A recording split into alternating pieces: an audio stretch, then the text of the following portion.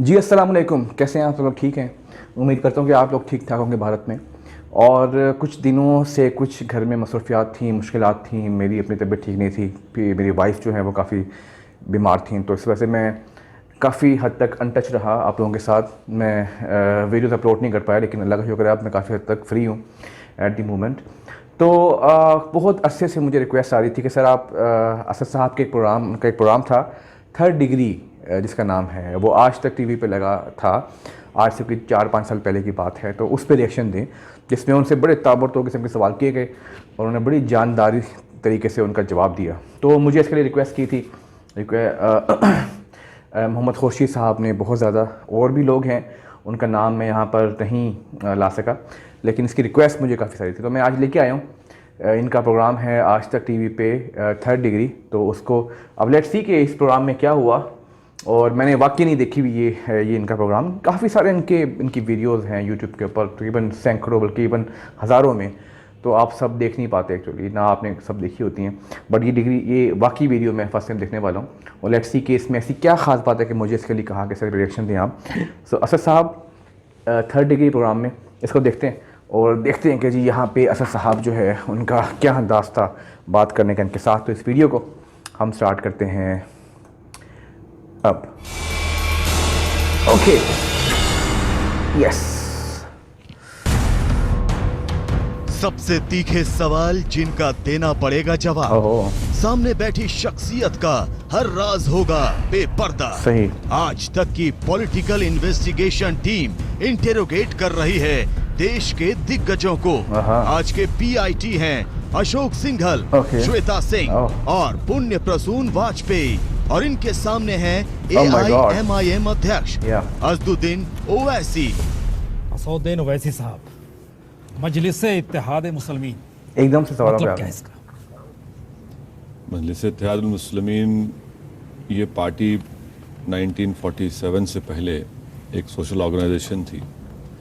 उसके बाद इस पर बैन लग गया था और हमारे ग्रैंडफादर और दूसरे लीडर्स इस पार्टी को दोबारा रिवाइव किए, इसको पॉलिटिकल पार्टी बने, ऐसे कॉन्स्टिट्यूशन को चेंज किए। सही है।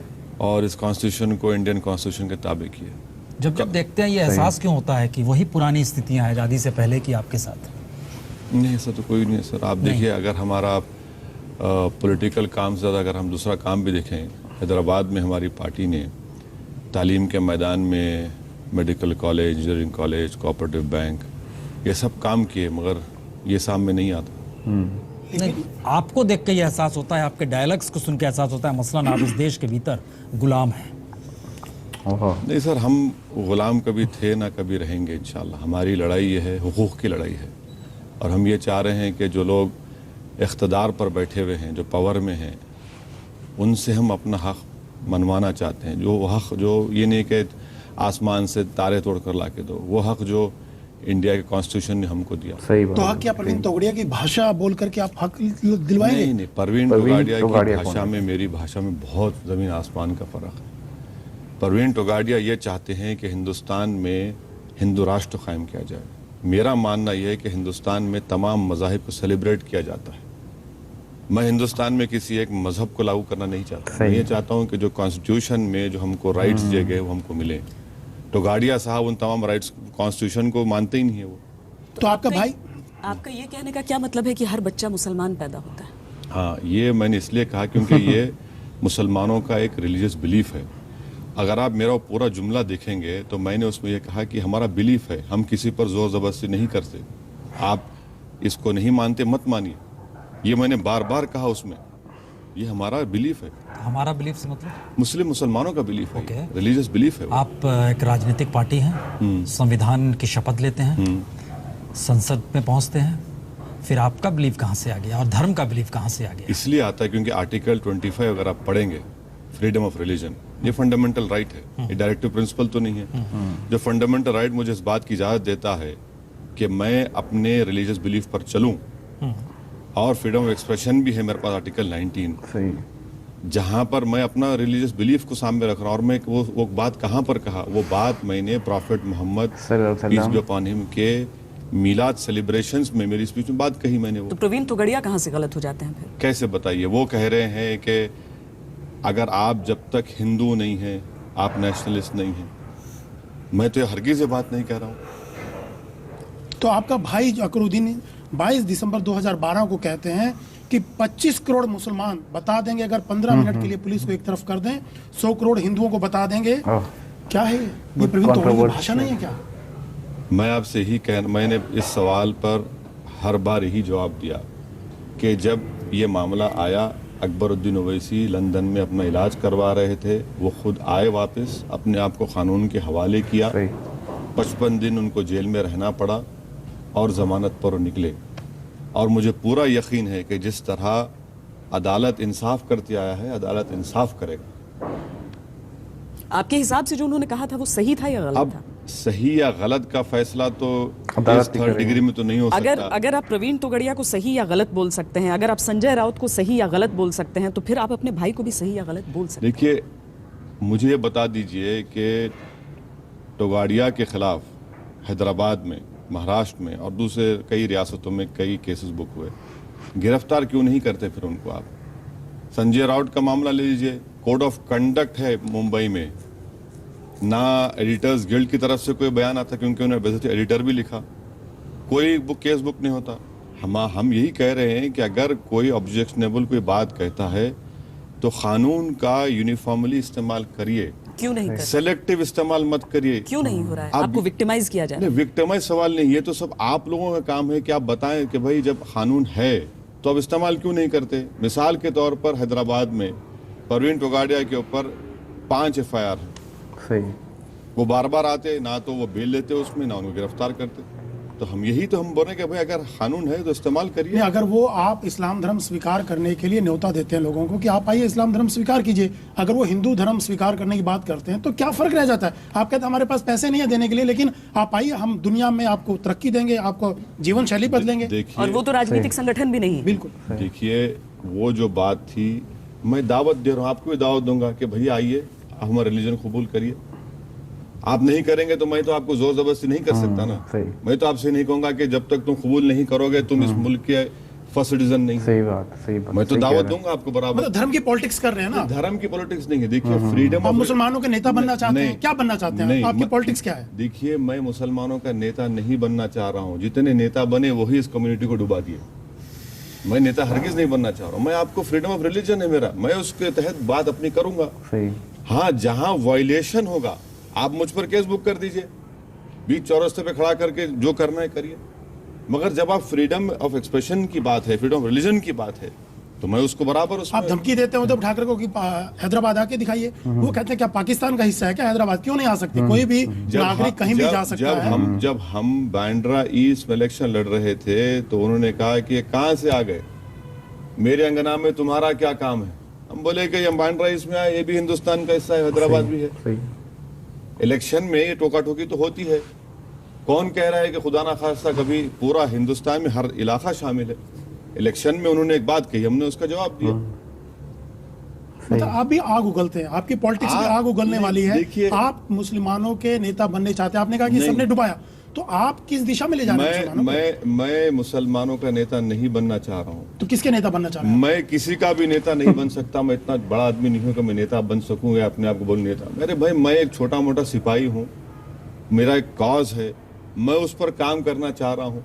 हाँ, मेरे इस दुनिया से चले जाने के बाद लिखिए ऑब्चुअरी। कहा जाता है बीजेपी के एजेंट की तरह काम कर रहे हैं आप लोगों को कांग्रेस के पैरेलल कैंडिडेट खड़ा करते हैं ताकि बीजेपी शिवसेना जीते। महाराष्ट्र में भी यही हुआ, सब जगह आपके तो सब लोग बोलते हैं कि आप एजेंट हैं।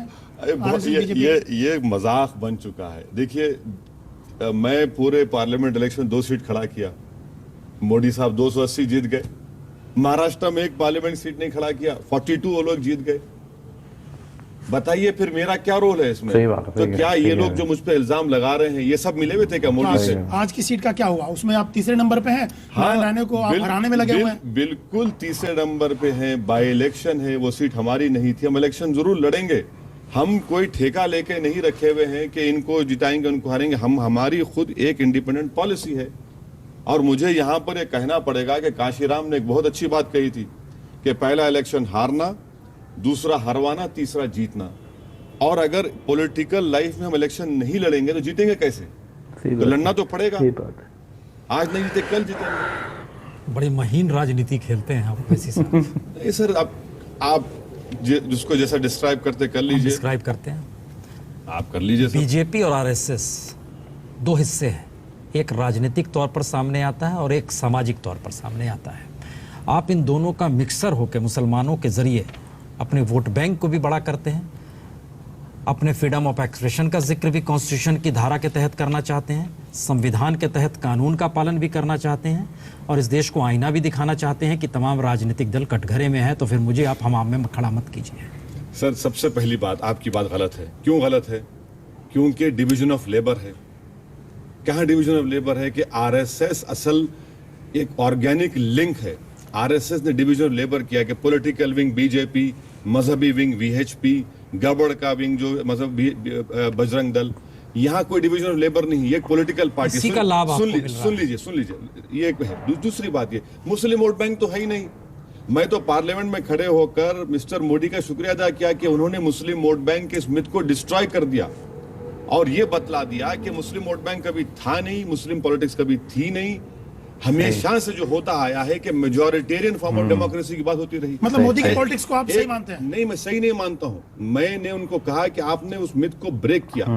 ये मुझे बता दीजिए सर कि अगर मुस्लिम वोट बैंक या मुस्लिम पॉलिटिक्स होती जी तो 23 एमपीज क्यों जीत के आते मुसलमान पार्लियामेंट में? Not even 6.2%। अगर मुस्लिम पॉलिटिक्स होती। इसका दूसरा हिस्सा आप छुपा रहे हैं फिर। नहीं आप बताना नहीं चाहते। नहीं, आज आपके थर्ड डिग्री, आज आपके साथ थर्ड डिग्री में हर चीज पे बात होगी। वैसे साहब, चाहे वो शिवसेना हो या बीजेपी हो या कांग्रेस हो या समाजवादी पार्टी हो या नीतीश कुमार हो, जो नाम लेना ले लीजिए, हर राजनीतिक दल ने इस देश की आकांक्षाओं को पूरा नहीं किया है, ये एक फैक्ट है। इसके बाद दूसरा हिस्सा आता है, ये सारे के सारे मुसलमान नहीं हैं। आप एक मुसलमान हो और मुसलमान के जरिए आप अपनी राजनीति, आप कौन सा गांव लेना चाहते हैं गोद में? जिस गांव को गोद लेने का जिक्र हो रहा है, किस गांव को चुना आपने? आपको क्या ऑब्जेक्शन है इसके ऊपर? हमें कोई ऑब्जेक्शन नहीं है, आप बोलिए। हिंदुस्तान का हिस्सा नहीं है। अभी आपने सवाल किया, हम आपसे, अभी आपने इंट्रोगेशन में सवाल किया कि हिंदुस्तान का हिस्सा नहीं है। हम सिर्फ आप, अगर मैं वो गांव को लिया तो क्या तकलीफ है आपको? नहीं, हमको तकलीफ क्या, हम बतला रहे हैं, हम बतलाना चाह रहे हैं क्या तकलीफ है, बताइए। इस देश का जब विभाजन हो रहा था, हाँ। मौलाना अबुल कलाम साहब आजाद नहीं गए उधर, हाँ। वो इस पार रहे, हाँ। नेहरू ने उनको रामपुर से खड़ा किया, हाँ। 90% मुसलमान, हाँ। 1992 में खड़ा किया था, 1957 में उन्होंने विरोध किया, अच्छा। कहा कि मैं मुसलमानों की नुमाइंदगी करना नहीं चाहता हूं। कांग्रेस ने कहा आप वहीं से लड़ेंगे। आप इस पूरे प्रोसेस में देखिए कि सामाजिक और आर्थिक तौर पर मुसलमानों के भीतर से कोई संगठन निकलता नहीं है। जो होता है राजनीतिक साधने के लिए आप सरीखे लोग निकलते हैं। और एक मिनट, आप जो है गांव वो लेते हैं जो मुस्लिम बहुत, कॉन्स्टिट्यूंसी वो जो मुस्लिम बहुत, उन इलाकों में जब जाते हैं, चाहे वो यूपी जाएं, बिहार जाना चाहें, महाराष्ट्र जाएं, क्या आपकी मुलाकात गैर मुस्लिम से किसी से हुई? कोई एक नाम लेने की स्थिति में आप हैं, हम दर्जनों नाम लेने की स्थिति में है। आपकी मुलाकात लखनऊ में किससे होती है? आजमगढ़ में आपका कौन कन्वेनर बनता है? इलाहाबाद में जो रैली करते हैं मुस्लिम इलाके में करते हैं, वहाँ बैन लगाया जाता है, आपको एंट्री नहीं होती। महाराष्ट्र में जो असेंबली के इलेक्शन हुए जी, थोड़ा होमवर्क सही कर लीजिए सर। औरंगाबाद में जिन्हें आपने खड़ा किया, सुनिए। जी 24 कैंडिडेट मैंने खड़ा किए जी। कितने नॉन मुस्लिम थे, कितने दलित थे, कभी आपको मालूम सर? नहीं मालूम। आपको क्या आपको मालूम सर, हैदराबाद में जब हम पावर में थे कि 5 साल में हमने कितने दलित को मेयर बनाया? क्या आपको मालूम सर, हैदराबाद में सबसे ज्यादा एससी कॉर्पोरेटर्स मेरे पास थे? आपको मालूम सर, औरंगाबाद में हमने एक दलित कैंडिडेट को तायीद की? ये बता दीजिए। हमारा सवाल बिल्कुल नहीं, और नहीं, हम इससे इत्तेफाक नहीं कर रहे हैं। हम कह रहे हैं आपकी कॉन्स्टिट्यूएंसी वही है जहां पर मेजॉरिटी मुस्लिम है। आपको पूरा इख्तियार है कि आप मेरी बात को एग्री ना करें, ये आपका राइट है। मगर मैं आपसे पे आना चाह रहे हैं कि आपकी कॉन्स्टिट्यूएंसी मुस्लिम बहुल इलाके हैं, क्या आपको इससे इनकार है? आप वहां पर औरंगाबाद में किसी को रखिए, आप हैदराबाद में किसी को रखिए, आप आजमगढ़ में किसी को रखिए। क्या मुसलमान इस राजनीति में नहीं आएंगे क्या? हम कहाँ इनकार कर रहे हैं? तो आपसे कहना मैं आपसे कह रहा हूं कि मुसलमान, दलित, ये सब मिलकर हमारा साथ दे रहे हैं। हम कहाँ इनकार कर रहे हैं? बिल्कुल तो कॉम्बिनेशन है। बिल्कुल होना चाहिए। तो कॉम्बिनेशन, बुरी बात क्या है इसमें? बिल्कुल बुरी बात क्या है? तौर से स्वीकार क्यों नहीं करते इस पॉलिटिक्स को? अरे मैं तो कह रहा हूं ना कि मुसलमान दलित हमारे साथ हैं, उनको लेके चल रहे हैं। आप कह रहा हूं मैं तो आपके सामने। ठीक कह रहे हो। इसीलिए जब बाबरी मस्जिद होता है तो आप मुलायम के साथ खड़े हो जाते हैं, मौलाना नहीं, आप अगर ये बात आपकी सच होती तो इलाहाबाद की रैली सर यकीनन 7 मरतबा मेरी रैली कैंसिल हो गई उत्तर अब हुई। प्रदेश हम में। 92 का जिक्र कर रहे हैं, 91 में जब गोलियां चली थी तब का जिक्र कर रहे हैं हम उस वक्त जिस समय कार सेवकों पर गोलियां नहीं चली उस थी। वक्त मुलायम सिंह के साथ ना थे ना उस वक्त थे। हमारी पार्टी आपने थी। मौलाना मुलायम नाम पड़ता है, आपको अच्छा लगता है? सर हमको अच्छा नहीं लगता। मैं आपसे कह रहा हूं कि इन्हीं लोगों ने हमारा बेड़ा गर्क कर दिया। इन्हीं लोगों ने इस तरह के नाम लेकर मौलाना मुलायम क्या किया। मुजफ्फरनगर का इतना बड़ा राइट हुआ, छोड़ दीजिए उसको। सोशो एजुकेशन इंडिकेटर्स देख लीजिए उत्तर प्रदेश के क्या हो रहा है वहां। ज्यादा बड़ा दुश्मन मुसलमान का आज की तारीख में आपको नरेंद्र मोदी नजर आते हैं, या फिर जिन लोगों का जिक्र आपने अभी किया कि वो मुसलमानों की ये पॉलिटिक्स कर रहे हैं? सब के सब खुले दुश्मन है। कोई सामने से वार करता, कोई पीछे से वार करता। मतलब आप हितैषी हैं मुसलमानों के, आपकी पार्टी का नाम मुस्लिम है उसके अंदर, तो आप क्यों ऐसा नाम रखे हुए हैं? तो आप एक आइडेंटिफिकेशन देना चाहते हैं कि आप मुस्लिम पार्टी है? सवाल ये था कि मुसलमानों का दुश्मन कौन है। मैंने कहा कि कोई सामने से वार करता है, कोई पीछे से। आप एक बात बताइए, दलितों के हिमायती कौन है इस देश में? आदिवासियों के हिमायती कौन है? किसानों के हिमायती कौन है? सब है। कौन है? सब कोई है। एक नाम बोलिए। हिंदुस्तानी है। नहीं, कौन हिंदुस्तानी? अगर उनकी स्थिति अगर आप आदिवासियों की बात करेंगे तो कितना एक्सप्लॉयटेशन आदिवासियों का हो रहा है। आपको मालूम सर 30 मिलियन आदिवासी जो हैं वो बेघर होकर रह गए। हो गए ना बेघर। फिर उसके बारे में बात क्यों नहीं होती? वही तो कह रहे हैं, क्यों बात नहीं होती है? तो बात करनी चाहिए। नहीं, कौन करेगा? कौन करेगा? हम भी क्यों नहीं करेंगे, बात करते हम हैं? करेंगे। आपने कभी बात क्यों नहीं की? आपको यही तो हम बता रहे हैं कि हम तो standing committee of social justice empowerment में है, पार्लियामेंट में इसका क्वेश्चन उठाया। हमने यहां तक कहा कि ये मोदी गवर्नमेंट ये चाहती है कि ये जो आदिवासियों की जमीन है उनका कानून है कि बगैर उनके कंसेंट के नहीं जा सकते, ये उसको निकालना चाह रहे हैं। सिर्फ सवाल मोदी का नहीं है, सवाल वाजपेयी का भी है, मनमोहन सिंह का भी है, वीपी सिंह का भी है। इस दौर में हर पॉलिटिशियंस की स्थिति है इस देश के भीतर में। आप बार बार एक लकीर अगर खींचते हैं तो लगता यह है कि हैदराबाद का बाल ठाकरे दिल्ली पहुंचकर मोदी बनना चाहता है मुसलमानों का। नहीं सर, आप ऐसी लकीर क्यों खींचते हो? नहीं, हरगिज नहीं बनना चाह रहा हूं मैं कुछ नहीं बनना चाह रहा हूं मैं हरगिज ना तो कोई नेता बनना चाह रहा हूं। नहीं, आप नेता आप नेता नहीं बन सकते, यही तो हम आपको बोल रहे हैं। नहीं बनेंगे सर, नहीं बनेंगे। मेरे मुकद्दर में नहीं लिखा है तो नहीं बनूंगा, मगर मैं नहीं बनना चाह रहा। अच्छी बात है आप नेता ना बने, हम यही तो आपसे आग्रह कर रहे हैं। नहीं बनेंगे, आप मुतमईन रहिए, नहीं बनेंगे। जब चुनावों से पहले फतवा और फरमान जारी होता है कि इस पार्टी को वोट न करो, मैं मानता नहीं हूं उस फतवे को। वो जो फतवा देने वाले हैं उनकी राजनीति खत्म हो चुकी है। खुलकर कभी बोलते हुए दिखे अरे नहीं। आपके टीवी प्रोग्राम पे मैंने कहा उनके खिलाफ, आपके हेडलाइंस टुडे पर आकर मैंने कहा कि कौन है ये बोलने वाले जो अपने मस्जिद के सीढ़ियों के नीचे आकर एक इलेक्शन नहीं जीत सकते म्युनिसिपल कॉर्पोरेशन का। आप लोग वो बोले जाते हैं, हम तो खुलकर कहे उनके खिलाफ। ओबीसी साहब, लेकिन फिर भी फतवे फरमान आते अरे हैं। कौन सुनता है उनको? कौन सुनता है? फतवा दे दें, बोल दें, बकवास कर दें तो सुनेगा कोई उनको? ऑन मास ऑन अरे- ब्लॉक वोटिंग अरे नहीं होती मैं है। आपको मैंने तो यहां तक कह दिया कि अगर शाहजहां को मालूम होता कि सल्तनत मुगलिया खत्म हो जाएगी तो वो इमाम बन जाता उस मस्जिद का। वो चले जा रहा है सिलसिला। अब ओबीसी साहब, नरेंद्र मोदी का जो नारा है सबका साथ सबका विकास, कितना इत्तेफाक रखते हैं? और मोदी की आपकी नजर में पॉपुलर लीडर तो है? सर सबका साथ सबका विकास, अगर ये बात सही होती तो एक ही क्लासिक एग्जाम्पल देता हूं आपके सामने। महाराष्ट्र में मुसलमानों को रिजर्वेशन दिया गया था। High court, Mumbai high court ने कहा कि मराठों को नहीं मिल सकता, स्टे लगा दिया, मुसलमानों को एजुकेशन मिल सकता। ये बात तो मानेंगे आप? जब जाटों का मसला आया तो सुप्रीम कोर्ट ने कहा कि नहीं मिल सकता। ये गवर्नमेंट जो सबका साथ सबका विकास की बात करते, कहा कि हम रिव्यू पिटीशन डालेंगे। भैया मुंबई हाई कोर्ट में हाई कोर्ट का जजमेंट पढ़िए, कहा कि to bring the Muslim in secular fabric, reservation दीजिए एजुकेशन में। तो सबका साथ सबका विकास कहां पर हुआ? लेकिन आप ये दूसरी बात आपसे कह रहा हूं, सबका साथ सबका विकास की आप बात करते। मेरे शहर में मक्का मस्जिद का बम ब्लास्ट हुआ, देवेंद्र गुप्ता लोकेश 2 लोगों को बेल हुई, 90 डेज में अपील करना था। शिंदे साहब होम मिनिस्टर थे, वो खामोश हो गए। ये नहीं गवर्नमेंट आई, खामोश हो गए। कहां सबका साथ सबका विकास? सर लेकिन आप बजट की बात करते, माइनॉरिटी वेलफेयर का जो बजट है 561 करोड़ नहीं दिए गए।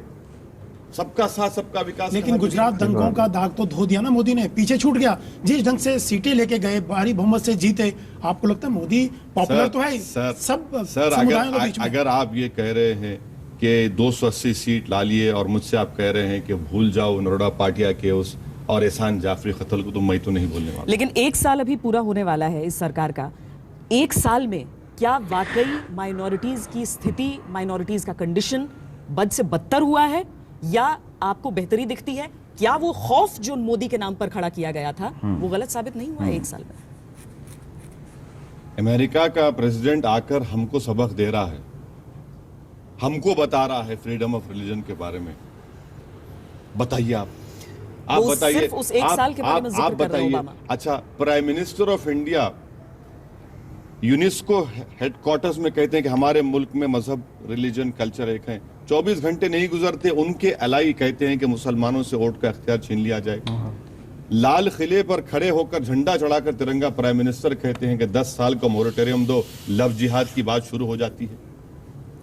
अब बताइए कितने कॉन्ट्रडिक्शंस की आपको मिसाल दूं मैं? ओवैसी साहब, राजनीति तो आप करते हैं सर, मैं कोई फिलोसोफर तो नहीं हूं। मैं फिलोसोफर हूं, मैं नहीं हूं। नहीं, मैं फिलोसोफर तो नहीं हूं। चीज आप एक मैं साथ पॉलिटिशियन हूं, तो इसलिए आप मुझे हमें यहां एक पर बात बुलाया। बताइए कि आपको ये लगता है कि शिवसेना उसी वक्त कहती है जब वो यूनेस्को में भाषण दे रहे हैं, इसी शिवसेना के खिलाफ वो मुंबई की रैली में भी कहते हैं कि ये वसूली पार्टी है, लेकिन साथ में खड़े हो जाते हैं। उसी पीडीपी के खिलाफ कटघरे में खड़ा किया जाता है, लेकिन साथ में खड़े हो जाते हैं। आपने एक बात बहुत बढ़िया की, इमाम साहब चुनाव नहीं जीत सकते हैं, पार्षद का भी चुनाव जीतना सबसे अगर महत्वपूर्ण है इस देश के भीतर, तो जाट आरक्षण पे बात क्यों नहीं होगी और मुस्लिमों का जिक्र आप क्यों नहीं करेंगे और शिवसेना क्यों इस बात का जिक्र नहीं करेगी कि मुस्लिमों पर प्रतिबंध लगा दिया जाए? यही तो वोट बैंक है सर। नहीं सर, यही तो स्थिति है। आपको जब बोलने की जरूरत पड़ जाएगी कि इमाम साहब एक चुनाव नहीं जीत सकते हैं, तो इसका मतलब आपने चुनाव को महत्वपूर्ण मान लिया। मैं इमाम साहब के कंटेक्स्ट में कह रहा हूं कि भैया आप इलेक्शन लड़िए। क्यों लड़िए? लड़िए इलेक्शन। क्यों लड़िए? आप दूसरों को क्यों लड़िए? वो आपके जैसा हो जाए? नहीं, आप दूसरों की तरह मत बोलिए, हुक्म मत जारी करिए। ये जमहूरियत है। तो आप आइए, अपने आप को इस दंगल में उतारिए। नहीं, जमहूरियत का ताज सिर्फ पॉलिटिशियन के माथे पर सजेगा। इलेक्शन, ये मुझे उनके काम, दूसरे काम से कोई ऑब्जेक्शन नहीं है। मगर जब आप इलेक्शन में कहते हैं कि बस मैं हूं, इनको डालो, उनको मत डालो, तो आप इलेक्शन क्यों नहीं लड़ते? यही काम तो प्राइम मिनिस्टर मोदी कह रहे हैं, यही काम तो आरएसएस कर रही है और यही काम कांग्रेस करती रही। जो जीत गया वही मान लिया गया कि सब कुछ उसके पास है। वोट बैंक की पॉलिटिक्स, वोट बैंक की जो पॉलिटिक्स हो रही है, शिवसेना भी कर रही है, बीजेपी भी कर रहे हैं। अरे सर, मेरा पोजीशन तो बता दीजिए ना। अगर मैं वोट बैंक की पॉलिटिक्स करता तो फिर ये हमारी कम्युनिटी का हाल क्यों हुआ? कभी एक बात का आज फैसला हो जाना चाहिए कि क्या अपीजमेंट हुआ मुस्लिम्स का या फिर वोट बैंक की पॉलिटिक्स? नहीं, आप एक बात हमें बता दीजिए, 17 करोड़ मुसलमानों में से 17 नहीं 14 है। ये 2011 के सेंसस जो आए हैं 14 करोड़ नहीं, 17 करोड़ है। नहीं 14.3% है सर। 14 सर 2011 का जो सेंसस है, चलिए हम उसी पर आ रहे हैं। उसमें हमारी कोई रुचि अरुचि नहीं है कि हम गलत आपको फैक्ट बताएं। 14.3% मुस्लिम इस देश के भीतर है, जो 17 करोड़ समूलाग बनता है। इस देश के भीतर जितनी बड़ी तादाद बीपीएल की है, आप पसमानदा मुसलमानों में आएंगे जिनकी हालत बहुत खराब है, वो तकरीबन 11 करोड़ है। इस देश के भीतर जो गरीब तबका है, उसमें अपर कास्ट के लोग भी हैं, उसमें दलित भी है, उसमें आदिवासी भी है, उसमें किसान भी सवाल है। क्या है? हमारा सवाल यह है कि आप लोग सबकी बात क्यों नहीं करते हैं? आप बार बार उसी दिशा में, एक सच्चर कमेटी को बना लिया गया इस देश का एक सच, क्योंकि सच्चर कमेटी का एक कमेंट है, मुसलमानों की स्थिति दलितों से भी बदतर है। यानी दलितों की स्थिति बदतर थी। कभी किसी ने इस देश के भीतर राजनीति सियासत नहीं साधी। हमारा ये कहना है कि आप लोग देश का बात जिक्र क्यों नहीं करते हैं? देश को पूरे होलसेल में क्यों नहीं लेते? आप मुसलमानों को लेते हैं, वो किसी और को ले लेते हैं। दो रिप्लाई सुन लीजिए मेरे। हिंदुस्तान जो है एक मोजाइक की तरह है। हिंदुस्तान हमारा वतन अजीज एक मोजाइक की तरह है। यहां पर हर हिस्से को जुड़ना पड़ेगा, और जब ये हिस्सा जुड़ेगा तो उसकी खूबसूरती और निखर कर आएगी। सही बात। आप बोलते हैं कि माइनॉरिटीज की आप बात क्यों करते? सर, आर्टिकल 29-30 क्या है? फिर जब हमारे कॉन्स्टिट्यूशन मेकर्स ने आर्टिकल 29 और 30 का जिक्र किया, तो फिर आपको क्यों ऑब्जेक्शन हो रहा है उसमें? नहीं होना चाहिए। नहीं होना चाहिए। नहीं होना चाहिए। नहीं होना चाहिए। नहीं होना चाहिए। सुन लीजिए, आर्टिकल 41 क्या है, आर्टिकल 14 क्या है? देखिए, आपको सब याद है। अरे आपको आर्टिकल 5 याद नहीं आ रहा है, जो ट्राइबल्स के बारे में है, जिनको हक मिलना चाहिए। आर्टिकल 14 राइट टू इक्वालिटी की बात नहीं कर रहा हूं। हम बात नहीं कर रहे। हम तो यही तो कह रहे हैं कि जिन लोगों को हक नहीं दिया जा रहा है, उनको हक दीजिए। और हमारी पार्लिमानी जमहूरियत की तल हकीकत क्या है सर? आपके पास पॉलिटिकल ताकत है तो वो तमाम तरक्की के ताले खुलते। तो कश्मीरी पंडित की अगर- बात क्यों नहीं करते आप? बिल्कुल किया हूं। आप मेरी पहली पार्लियामेंट की स्पीच उठाकर देख लीजिए, ये नहीं गवर्नमेंट बनने के बाद मैंने उनकी बात की बराबर। आप नहीं बोल सकते कि मैंने नहीं की। बहुत ज़बरदस्त, बड़ी तीन लोग उनके खिलाफ लगे और बड़े जानदार तरीके से जवाब दे रहे हैं। मुझे अच्छा लगा एक्चुअली। बड़ा मुश्किल होता है जब आपके अपोजिट तीन लोग होते हैं, 3 से 4 लोग का पैनल होता है और फिर आपसे ताबड़तोड़ सवाल हो रहे हैं और फिर आप उनका जवाब भी तसल्ली बख्श दे रहे हैं। और काफ़ी चीज़ों से मैं नाबल्द हूँ यहाँ पे, इनकी पॉलिटिक्स से काफ़ी चीज़ों से मुझे पता नहीं, आदिवासी कौन होते हैं और इस तरह की बहुत सारी चीज़ें टर्म्स मुझे आइडिया नहीं है, लेकिन फिर भी मैं इनका बहुत बड़ा फ़ैन हूँ असद साहब का। और मैं देखा था कि कैसे वो लड़ रहे हैं शेर की तरह, जैसे एक शेर के सामने 3 गीदड़ जो हैं या 3 भेड़िए जो हैं उसे काट रहे हैं और वो अपने आप को बचा रहे हैं और फिर वो उन पर हमलावर हो रहा है। बड़ा अच्छा लगा मुझे 3rd डिग्री का प्रोग्राम। और ये एक बड़ा दिलचस्प प्रोग्राम है जिसमें लगता है जैसे किसी मुलजिम से इन्वेस्टिगेशन हो रही है।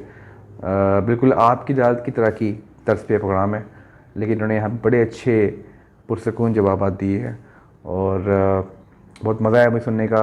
कुछ बातें मैं भूल चुका हूँ क्या बातें हुई हैं, लेकिन बहरहाल एक बहुत अच्छा प्रोग्राम था, मुझे बड़ा अच्छा लगा। ख़ासकर जो इनके लड़ने की सलाहियत है असद साहब की, इनको आप हरा नहीं सकते एक्चुअली आर्गूमेंट्स के साथ, और यही यहाँ पे आज हो रहा है। बहुत शुक्रिया आपका मोहम्मद खुर्शीद साहब, आपने इसके रिएक्शन के लिए मुझे रिक्वेस्ट की और इंशाल्लाह इस तरह की और ही वीडियोस इंशाल्लाह मैं आगे लाता रहूँगा। बहुत शुक्रिया आपका। अल्लाह हाफ़िज़।